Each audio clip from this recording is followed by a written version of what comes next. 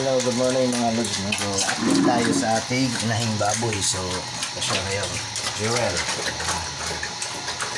So, 91 days na tayo. 91 days na po siyang buntis. So, bago tayo magpapatuloy na lods sa mga ano natin dito. Gusto ko lang magpasalamat sa mga bagong nag-subscribe natin sa YouTube. So, maraming salamat po sa inyo. Tapos,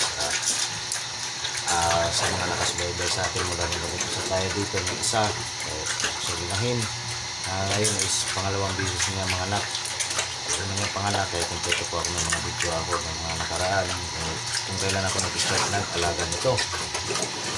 Tapos ngayon is pangalawang anak niya po niya. So maraming salamat sa mga nakasubaybay noon ng mga video ko at ngayon ay hindi marami na po nag-subscribe. So nasa 76 pa lang kasi nga restart pa lang tayo. So maraming salamat sa inyo mga baboy mo. So bago lahat, so sa hindi pa nakasubscribe, please subscribe po yung YouTube channel natin para naman po mag-share tayo ng mga content palaman natin at para naman po ay makatulong tayo sa iba at matulungan nyo rin ako kung paano mag-alaga ng inahing baboy at mga baboy kasi nga gusto ko talaga magbababoy yung gusto ko pa kasi nga meron pa akong nakita yung doon sa banda yung plano ko dun kasi dalawa yung dun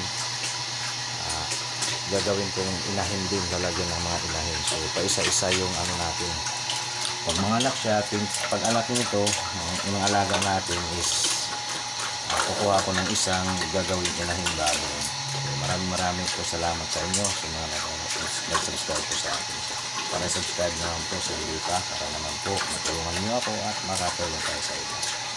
At saka gusto naman po yung magtanong. So kung meron kayong katanungan at meron din kayong gusto malaman, pwede nyo mag-comment dyan. At sa mga medyo may mga alam na, so pwede nyo i-comment din dyan para mabasa ko naman kung paano mag-alaga ng so ito na po siya, si Jewel.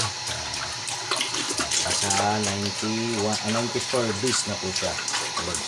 94 days na po siyang buntis. So malapit na, di na matagal. Ayos. Sabi ng iba, ang laki. Yan. Yan. Yung suso niya is, kasi nga nabili ko siya is wala pa ang plano pag-alaga ng baboy. Dalawa po sila.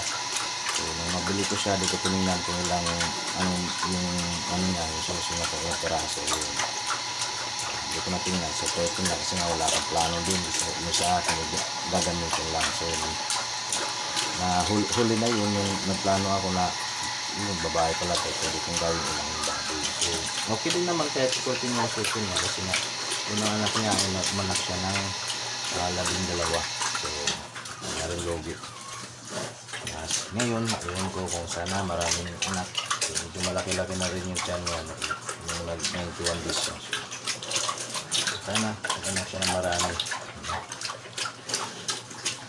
Tapos na kumain. So yung ko pala dito mga lods, so sabi mo mga tanong, yung pakain ko sa kanya kahit 21 days na siya, yung pakain ko sa kanya is 3 kilo pa sa isang araw. So hanggang mag 100 days siya, yung 3 kilo, yung 1 kilo sa umaga, ito at saka hapon is yung tag 1 kilo.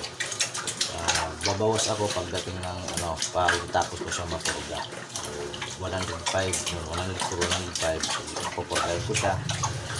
Tapos babawas na tayo ng pagkain. So 1 kilo gagawin ko na lang yung 3 kilo sa isang araw, gagawin ko lang 1 kalahati kilo na lang hanggang sa pag-anak namin. So ngayon, until 4 days pa lang siya, yung pagkain ko sa kanya, yung feeds na ginamit ko sa kanya is just eating kasi Lord. So subok ko naman yan yung dati yung gamit ko. So ito din naman manak din naman siya ng 12.